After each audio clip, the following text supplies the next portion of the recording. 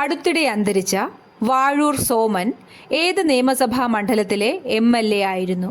പീരുമേട്. ഇടുക്കി ജില്ലയിലെ ഒരു നിയമസഭാ മണ്ഡലമാണ് പീരുമേട്.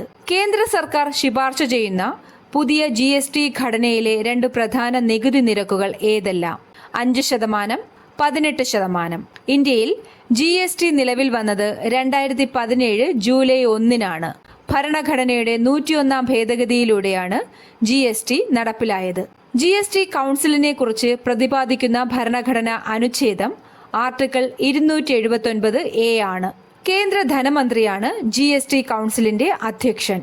കേരള സർക്കാരിന്റെ മരണാനന്തര അവയവദാന പദ്ധതിയായ മൃതസഞ്ജീവനിയുടെ പുതിയ പേര് കെ-സോട്ടോ.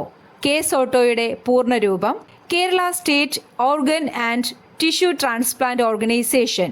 71ാമത് നെഹ്റു ട്രോഫി വള്ളംകളിയുടെ ഭാഗ്യചിഹ്നമായ കളിവള്ളം തുഴയുന്ന കാക്കത്തമ്പുരാട്ടിക്ക് നൽകിയ പേര് കാത്തു. 1952-ൽ ജവഹർലാൽ നെഹ്റു പങ്കെടുത്തതിനെ തുടർന്നാണ് ഈ വള്ളംകളിക്ക് നെഹ്റു ട്രോഫി വള്ളംകളി എന്ന പേര് ലഭിച്ചത്.